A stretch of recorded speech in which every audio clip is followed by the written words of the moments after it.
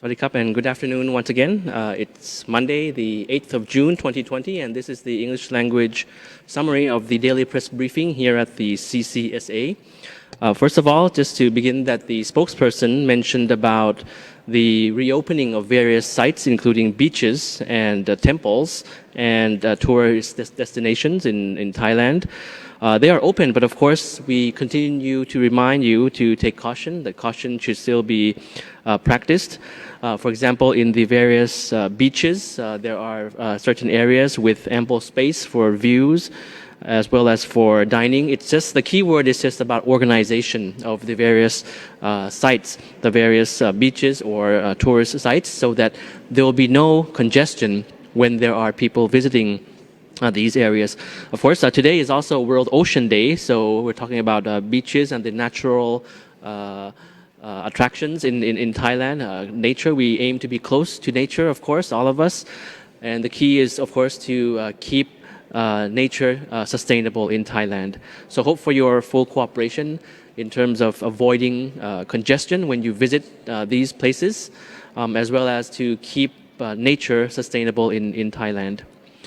The second issue that the spokesperson mentioned about house rules, just in terms of scheduling, is that since the situation is improving in Thailand, the daily press briefing here at the CCSA at the Government House will be held from now on only on Mondays, Wednesdays, and Fridays with the English language summary by myself. On Tuesdays and Thursdays, the daily press briefing will be held at the Ministry of Public Health with no English language version. So for the English version, we'll have it from now on Monday, Wednesday, and Friday only.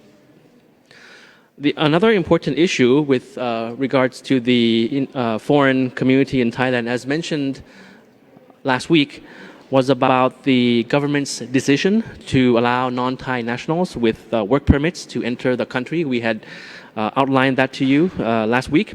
So just to take the opportunity to brief to you on certain criteria and procedures of the scheme once again. You have an English language infographic on screen for you to summarize this.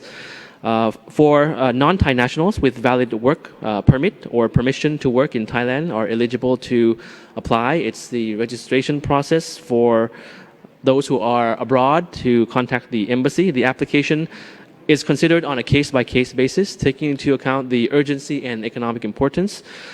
The procedure is to contact the Thai embassy or Thai consulate in the country of departure for those who already have the work permit, and to apply for the certificate of entry into Thailand at least 10 working days before the date of intended departure. The applicant must fill in the declaration form obtained at the embassy, and other documents include the work permit copy, the letter of permission to work by a Thai government agency to work in Thailand, a valid health insurance policy.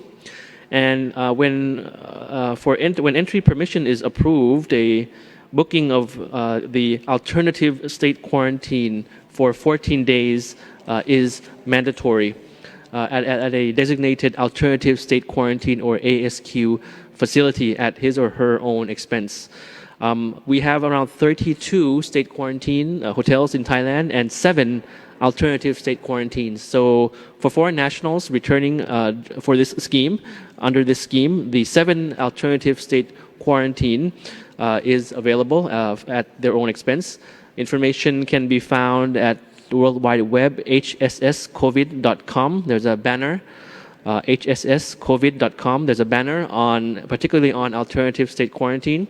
But just to recap, these include these hotels: Movenpick, Q, Idol Residence, Grand Richmond, Royal Benja, Anantarasayam, Grand Centerpoint Hotels, Sukhumvit.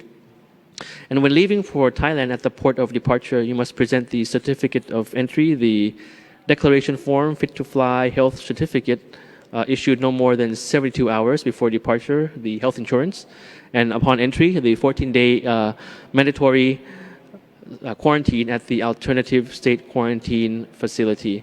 So it's important to note that the incoming flight ban is still in place, so the flight options may still be limited.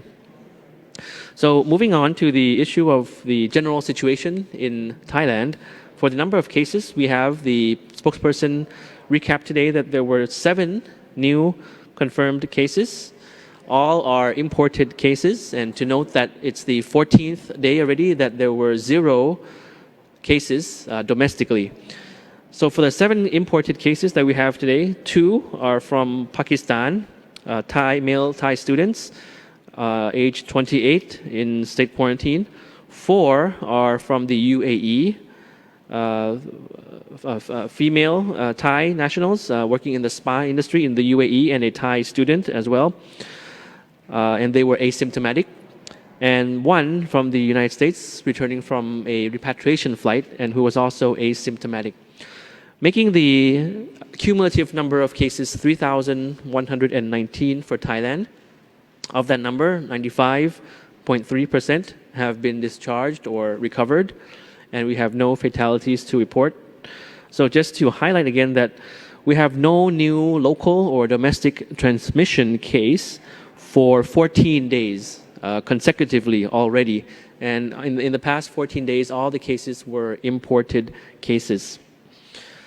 This, of course, is an encouraging trend, showing that all the measures and all the cooperation have bore fruit, and all parts of society have helped and contributed to this success. The general public, of course, should still remain vigilant as we open up, and many sites and cities are open for travel. So, of course, we have to keep an eye on this still. Another piece of information that the spokesperson mentioned in one of the graphs, charts, is the updated number of the RT-PCR testing.